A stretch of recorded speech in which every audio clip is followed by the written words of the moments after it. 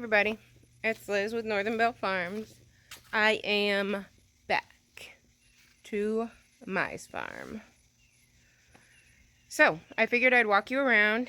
The people who I have watching my house, it's a lot to ask of somebody to come over and, I tell them they can harvest as they wish and use stuff from the garden because, as you know, you need to keep picking produce to make the plant keep producing. If you leave ripe stuff on the plant, it says, okay, it's time to slow down, it's time to stop, we're going to set seed and we're going to take a nap for the winter.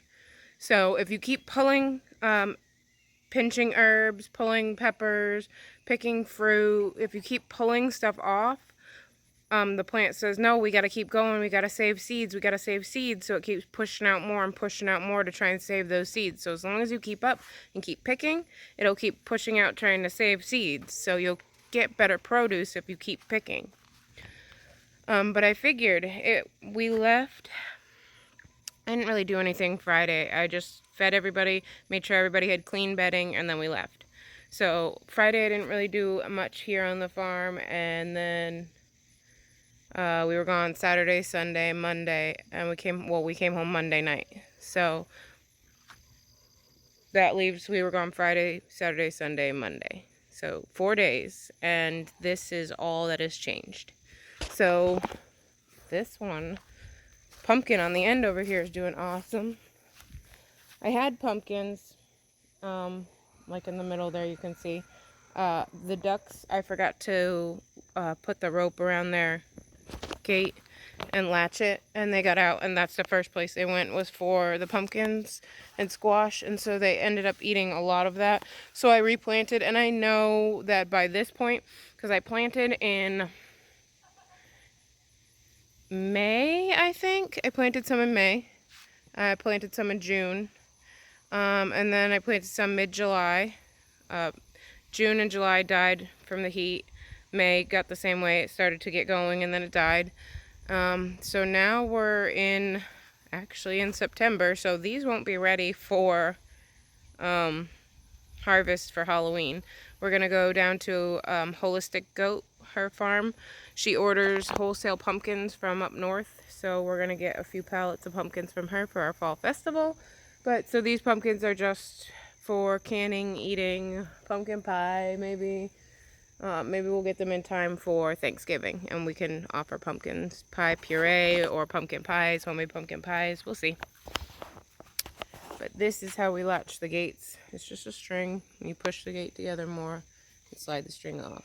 So I forgot to do that on the ducks, or I didn't do it all the way, and they got out.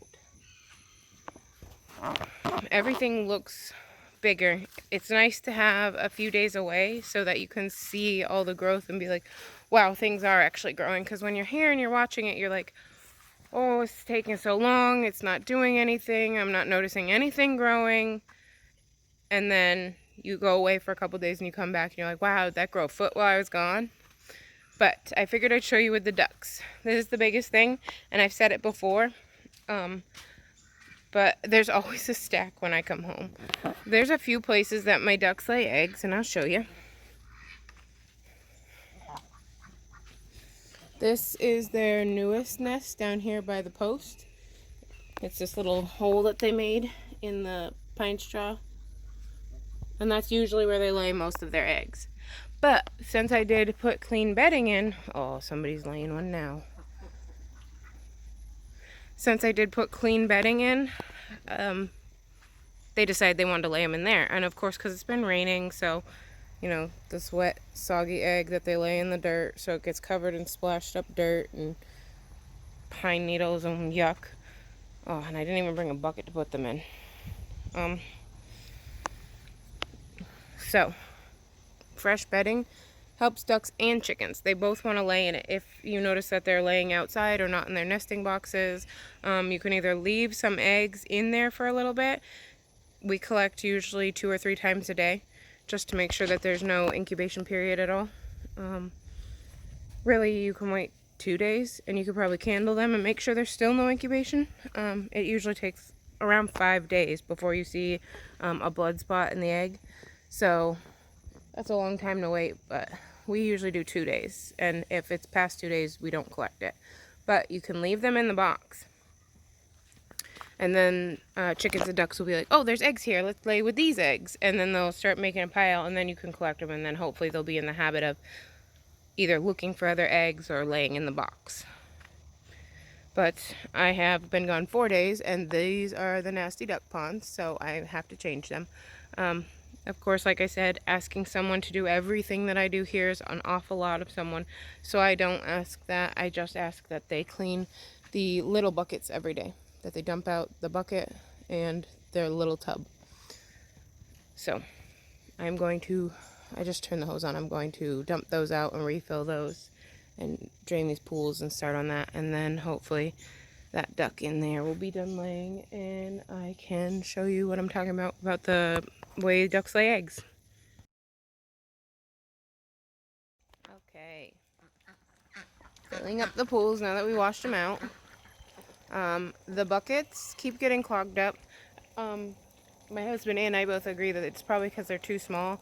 And I mean, asking that tiny 5-gallon bucket to clean the pond of 18 ducks. Oh, 16 ducks. Okay. Asking the 5-gallon bucket to clean up after 16 ducks is probably a lot for that little bucket. So we are going to be looking into where we can get like a big pickling bucket for I don't know, 50 bucks would be nice, 50, 60 bucks for a 55-gallon drum that we can put that stuff into, because we're going to need 2, I'm assuming. And then the material that goes inside, we'll make a video on that if we can afford to get those buckets sometime soon. But the next thing is this weekend, I want my husband to help me finish that silky pen, so that way we can move these couple silkies into their bays on the side. We can get them all together, and then we can get an automatic water in there, because that will leave all the chickens with automatic waterers. So we won't have to worry about water. And then we can start work on how we're going to design the automatic feeders. My only issue with automatic feeders is that when it rains, if it gets wet and the food gets wet, it's going to get clumped up. Or if the pipe gets wet and then the food gets shot out, same thing, it's going to clump up and it's going to jam up. So even if we have a time release, or even if it just falls down, if it clumps up and they can't get it all, it's going to start to mold, and then if we're gone for a week or so, we won't know that it's clumped up. So we'll still have to have people come over and house sit for us, which is okay by me because I'm always advertising my address and when I'm leaving. So I like to have people here all the time, if not just to watch out for the animals and make sure that no predators come and get them, to help watch out for my house. So finish that is the first. And second, work on automatic water. Third, work on automatic feeders for everybody. So even if somebody does have to come, I don't have to ask them of that responsibility, but to maybe walk around and make sure there's no problem. But with the ducks laying eggs, how they lay eggs, clean bedding, plus they will still make their own little nests in places. So sometimes you do have to do a clean sweep of the coop to make sure that they're not laying. They used to lay right here too. I don't think they're any, but they bury their eggs. So a lot of times, see, it won't be thick buried though. That's packed in and thick down there. So won't be like that. Usually you can see what looks like a nest. It'll look like a nest with something covering it. I'll show you as in here. So we just had here, I'll turn it around because it works better if I turn it around. We just had a cayugi, I think that's how you say it, the little black duck in here, and she laid her egg right here. The little black ducks are supposed to lay little gray eggs. This one is pretty gray compared to this white one. We also have a duck that lays blue eggs, but she hasn't laid any eggs since spring. So, but this is her second year. She's probably 2.5 years old.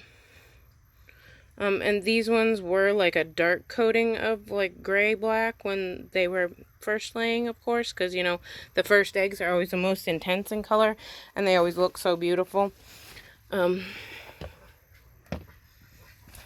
But see, those were the eggs, right? That's what most people would do, is pick them up, and those are the eggs.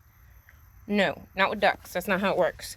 You gotta go to their nest and lightly scrape off the top until you find more. See? Look at all those. You have to dig for duck eggs. See? 2, 4, 6. So there's 6 in here. And obviously that Cayuga duck likes in here because these are all gray. The gray kind of looks like a film coating because you see how like there's scratches and stuff and they're white underneath. But that's the Cayuga. She lays gray and then the others lay the white.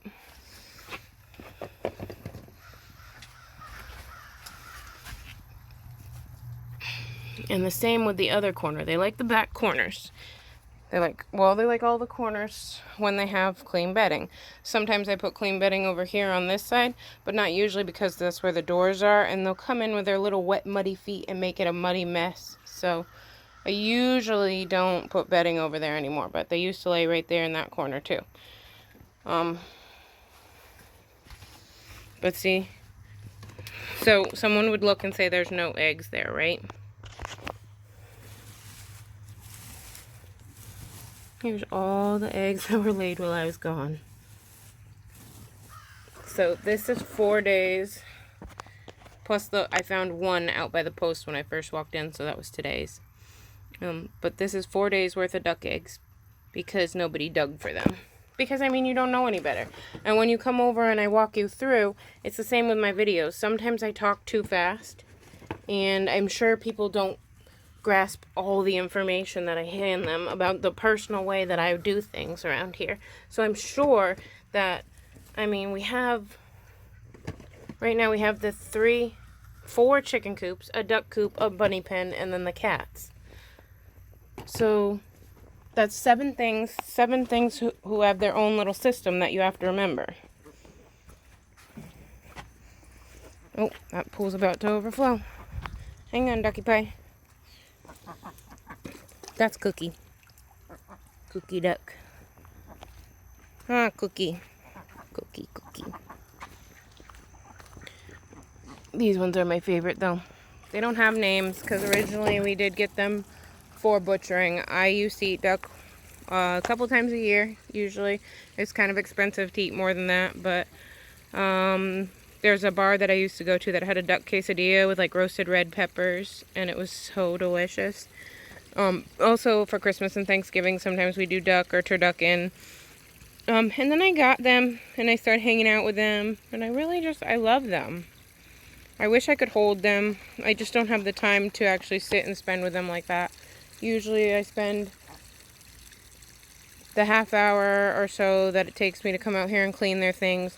Normally I'd clean like the outside of the buckets and stuff, but it's set to rain all week, so if I clean them now, it's just going to look like that again tomorrow. But I clean the pools, and I'll rub out the inside wall and the bottom of the pool and clean off their steps. And then sometimes I just sit over here on these cinder blocks and watch them. I just really enjoy the ducks. I feel like I'm going to feel the same way about my cow. So I keep telling myself that my first cow is my cow, and the second and her baby, which is going to be the hardest thing, is not. Baby is for food. We will name it food. We will name it sirloin. We'll name it chuck, roast. We'll name it, things like that. But I just love the ducks. And I feel kind of bad that they were meant to be food, and now I got more this year knowing that I wasn't going to eat them. Just use their eggs. I really do love them though.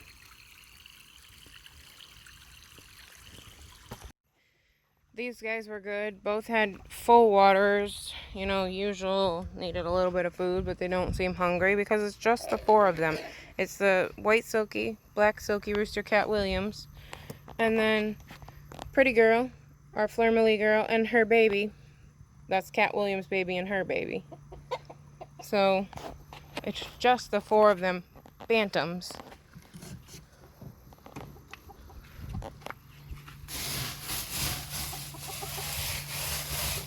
With sawdust, I always just run my hand through it like that just to make sure there are no eggs. everybody had clean bedding when I left, and these culprits are the worst for everything. Okay, they did have 2 half-full waters, but they were kicked full of dirt, as usual, and they've kicked almost all of their bedding out. As usual, they'll just kick it all over the ground. I don't know what their problem is or why they don't want it, but probably because they're not laying yet, so they don't really get that that would be nice to lay in. But these little culprits always mess everything up. Get dirt and pine shavings everywhere except for where it's supposed to be. Bunnies looked happy this morning. Anna had given them one of her ice packs when she was doing her deliveries on Saturday. She does a farm bag off her farm. And I said she should give them an ice pack. And I thought I told her where they were in the freezer. And told her just slide them inside a pillowcase, which are set there on the table. And I came home and there was not my ice pack in there with them. So she gave them her ice pack so they could cool off. Oh, bunnies, that was sweet of her. But as usual, you know, it's been 4 days, so their bedding's gonna need to be cleaned again. They didn't seem hungry. I did put a chicken water in there. It was almost empty, so I assume they were drinking out of it. I just don't think that they can drink out of it right with their fat heads. It was kind of like an emergency thing because they do only have a Tupperware bowl full of water. So if they knock it over, that's the end of it. Oh, those nasty cats.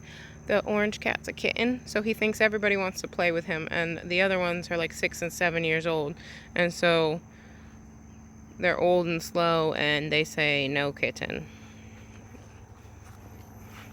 We're gonna check this back garden just because I can't walk any further away from the duck pond filling up, or I will forget it.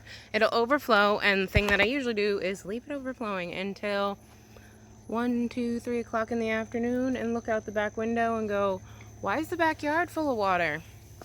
Because I've been filling it up all day. So everything in here looks great. These are volunteers. These are Asian wing beans. They're volunteers from last year. There's definitely not enough. I feed them to the bunnies, actually, because there's 1, 2, 3, 4, 5. Actually, 6, 7. Oh, no, those are supposed to be the Thai blue flowers. Okay, so there's one plant here, 2 plant, 3 plant.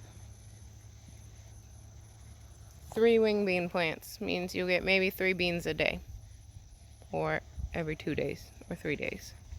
They're slow, but they produce for really long. They like it hot. They're actually pretty good. We ate a lot last year. That's why I didn't plant any this year. I guess the seeds had fallen. So I've been giving these to the bunnies. It's a little bunny treat. These peppers are another one of my favorites. I always forget. It's a French name. They look kind of crinkled up like this. And then they turn red. If I can find one for you. Then they turn red like that. They're sweet peppers. They're small. But they're really good. They're sweet. Waist high jalapenos. All producing. They all have half a dozen. 4 to half a dozen fruits on each plant. You're doing awesome. No, Muffin! I threw in kale seeds in these beds before I decided to leave. I will thin them out when they get a little bit bigger. I threw some in here, though. Do not do it. I threw some in here.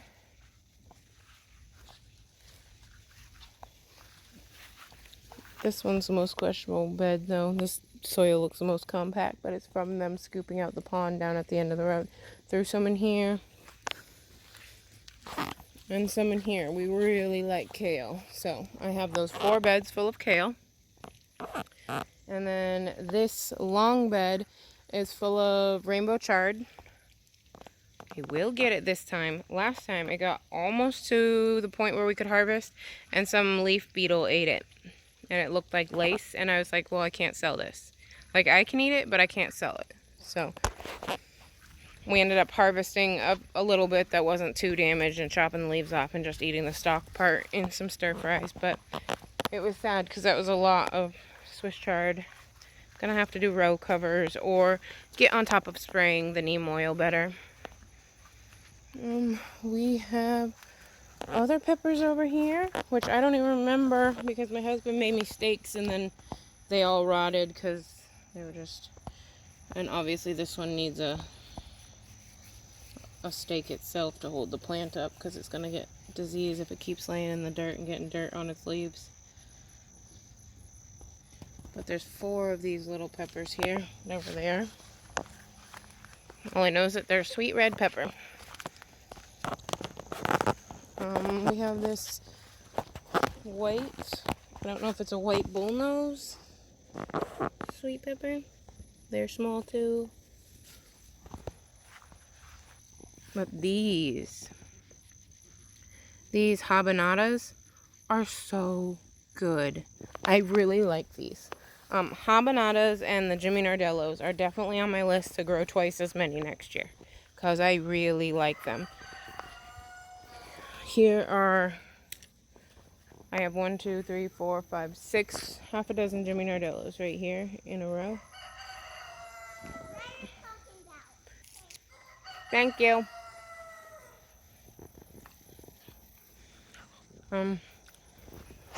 These chocolate, no, these are Zulu black. They're small. See. Let me turn you around. Okay. These pepper plants, I'll show you that one after. That one is as tall as me. Whoa, that one's taller than me. Okay, the fence back there is 4-foot fence. So, if I back up, watch out, mister. And you see the peppers are reaching above the 4-foot fence. So, that's how tall, or some of them are just touching the top of the 4-foot fence. So that's how tall those are. But we have Odas. I love these, just in things and cutting them up. They're such a pretty shade of purple. Like, how do you not want that?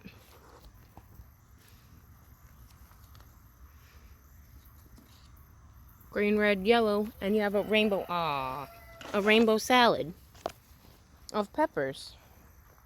Oh no, we need more steaks out here. Guess that's what I'm gonna have to do this week is stake up the rest of the peppers. This one looks bad. This is a chocolate Belle. Kind of smushy. Throw it to the deer. I'm gonna have to rip that out. I don't know what happened to that one. I'll listen to the ducks.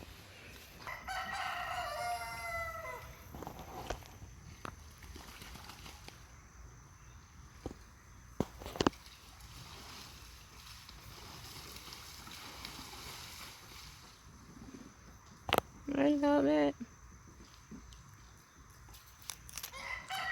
Our duckies love clean water and I love giving it to them. Duke has been run out of his pen by Longtail. The Longtail won't let him back into his pen, even though we culled my rooster Chubs. Want this, Duke? Here.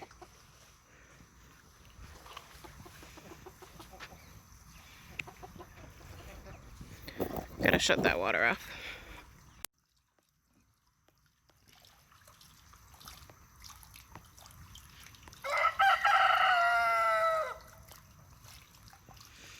I can't wait to fix up our pond in Tennessee and give them a big pond to play in. They're gonna love it so much and they deserve it. Sweet baby ducks.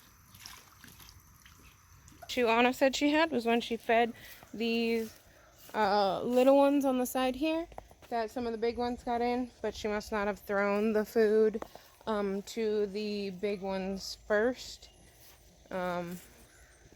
just technical ways to do things so that that doesn't happen.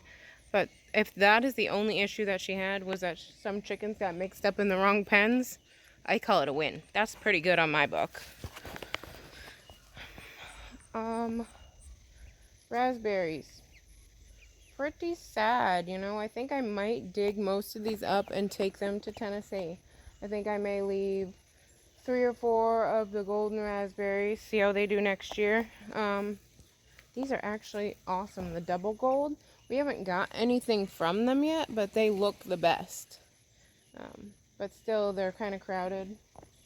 So I might dig up 3 or 4 here, and then our red raspberries look like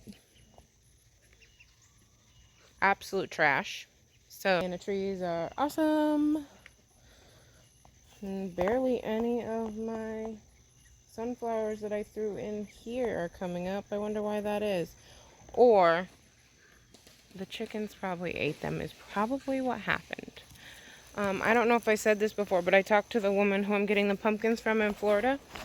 She's a goat farmer, and she said she was one of the first CSA. She's an older woman. She retired and moved to Florida and started a goat business.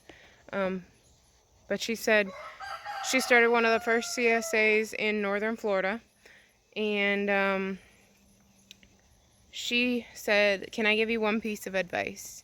It sounds like you are very ambitious, just as I was, and you need to, if I was going to tell you one thing, it would be pick one, the garden or the animals." She said, because the animals will always ruin the garden. The goats, the chickens, any of them will find a way to get out, and they will eat something. Which is how life is going so far, so I don't disagree with her, but I don't think that I could pick one. I will take her advice, and I will know that it is what I should listen to. I have never been the type of person to take advice the first time it's given to me. Or usually maybe not the second or third either. But everyone is good, huh, Chicky Pies? Oh, Chet is sleeping standing up. What a Chet man. Oh, no. Now he's awake. I wish I could find a home for Chet. I really like him. I'm going to be sad in the fall when we have to butcher Chet. I really like him. He's a sweet man. And very beautiful. I like the lavender or the blue chickens. They're really pretty. Yeah, Jada got him. Did Jada got him? No. Well, go tell Jada. No, you don't need crackers. Okay, hang on. Tomatoes. I've been waiting forever for these tomatoes. These are our last 2 tomatoes on here. We do have these. I planted little tomatoes down here that I'm not sure are doing okay. I think I still see them. Some out front, and then I have this pot right here of tomatoes that I'm going to plant out back. Oh, Sammy. Everything out here, that's dead. That is dead. Well, good luck with that. Lemon balm, as usual, is dead. Everyone's like, oh, don't plant the lemon balm and mint. It will take over. Yeah, never. Never happens. It always dies. I have to replant it every year.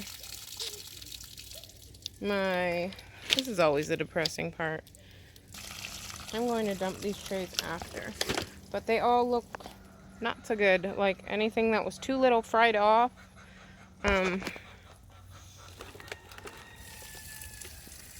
And the rest got flooded out.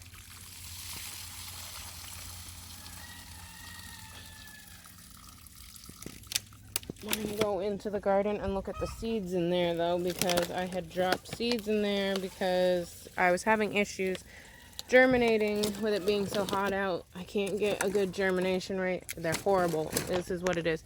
See, there's white Romanesco, which is D. Jesse, it says. There is 2, 4, 6, 8, 10, 12, 14. 14 out of 72. And this tray looks just about the same. This is Purple of Sicily cauliflower. Looks like there's about 14 out of 62.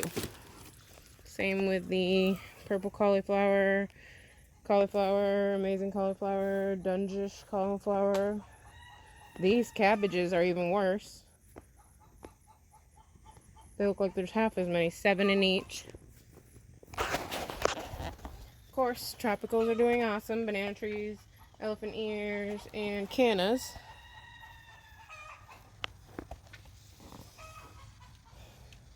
These look like they need to be sprayed. And look at that tray just filled up with water. Tomatoes are getting big. They're going to need to be up potted and then probably planted because nobody's buying them. Even though everybody said they wanted them. I guess they just went somewhere else because that's how people are. They want it right now. And if you don't have it right now, they'll get it right now. Some of the bok choy that I had transplanted made it. That's the one sticking up. The other ones, well, the other ones look like some of the sprouts made it too, but not nearly as many. I don't see any sprouts in this one. Not one. There is a couple sprouts in this one. One there, 2 there. 2 way down there. And then I see weeds in here, but maybe I'm going to spray some neem oil just as a preventative. Maybe something's eating these as they come up. Moringa is doing awesome. Roses are cool. Sunflowers are growing. Grass and weeds are growing just as fast.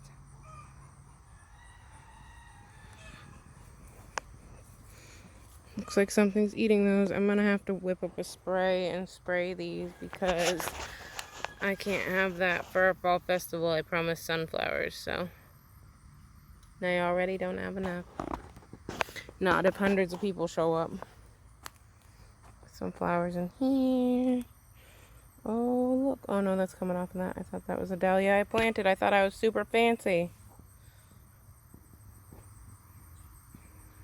Grass is coming up faster than any of the flowers in here. Ouch, stubbed my toe. Oh, God. Dandelions. Yes, they're weeds, but I am growing them. I'm going to use their roots after I get some more flowers so I can plant some more. Some flowers are coming up there, not nearly as many. My gourds are okay. Eggplants. Still producing eggplants.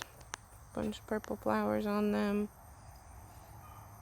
Watermelon's growing good. I gotta finish down there. Oh man. Doesn't look like many of the kaleettes that I planted are making it. Oh, the tomatoes are okay though. Awful weedy. Looks like I need to mulch them. But they're still there. Yeah, that's good. Good. Keep going, tomatoes. We gotta go before the sunlight goes away. Bitter melons. Oops. Sorry, guys. Doing good. Zinnias.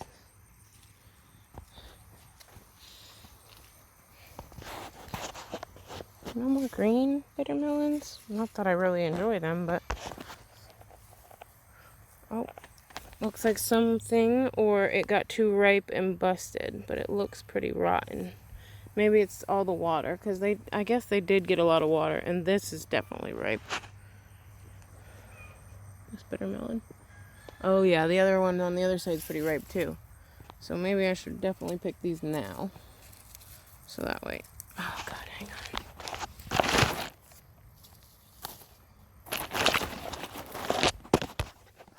So that way the plant keeps pushing more out, because there's one over here.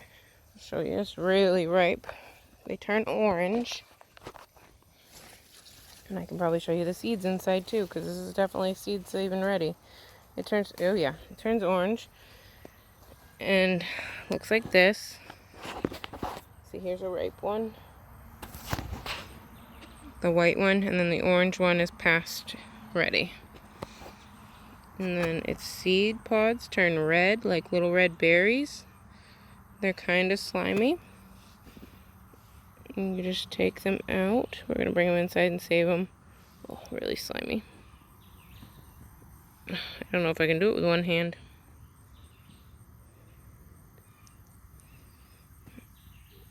But you gotta wash the slime off.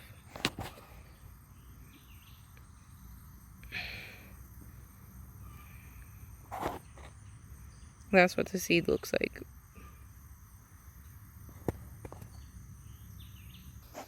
These are the Heat Miser tomatoes that I bought from the store. See the store tags.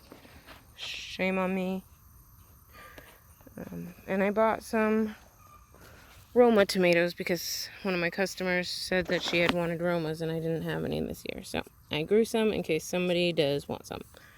But I usually don't do much with the Romas because I don't have the room to plant a bunch of failing tomatoes anymore. Oh, and as you've seen on Jess's video, the berries of the Malabar spinach, they're really cool. I agree with Maya. We should figure out how these work to use them as a dye or something because they're like a fluorescent pink. Beautiful color.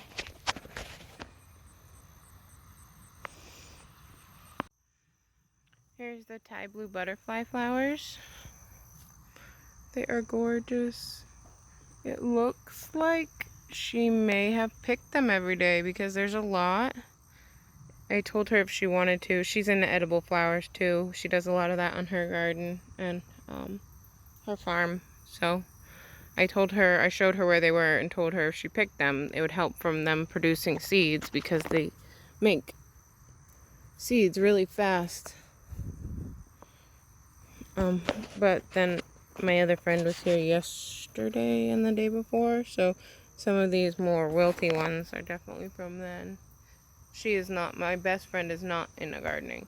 She's not an outside person. She doesn't like bugs or dirt or animals. Well, not that, whoa. Almost 4 inches in the 4 days we've been gone. So I guess I'm glad. I really didn't want to come home to a bunch of dead stuff. I know the day we left, it was 100 degrees, or well, it was forecasted to be 100 degrees, and we're usually 5 or 10 degrees warmer than what it says it's supposed to be. So it was probably, 110 degrees here. So that's probably why those seed cell trays on the first day, so that's probably why the seed cell trays, half of the stuff died. But I guess there wasn't too much time put into them, so it's not like I lost a whole crop. I just lost a future crop of seeds. I just feel like I'm pushing it back further and further by every time I fail and have to try again. Like if I resow seeds now that don't happen, or if I wait 2 weeks and then resow, it's mid-September, so that means October, November, December. December has the shortest days of the year, which means the plants will not be growing. They'll be basically stunted from the cold and the lack of light. So they won't be ready to harvest till January, February. And then at that point, it's been growing so long and the plant has just struggled so hard that it's really just, I don't know. It's not very nice growing conditions, and I can't find a season that is. There is no spring. Summer's too hot. Fall's too short. And winter's just not there. So, well, the lack of light is in winter. And that's a major thing in growing. You need 8 to 12 hours of light. And if you're getting 6 on the shortest days, that's it. Okay. A worm. Okay. Don't conform. Be transformed, people. See ya.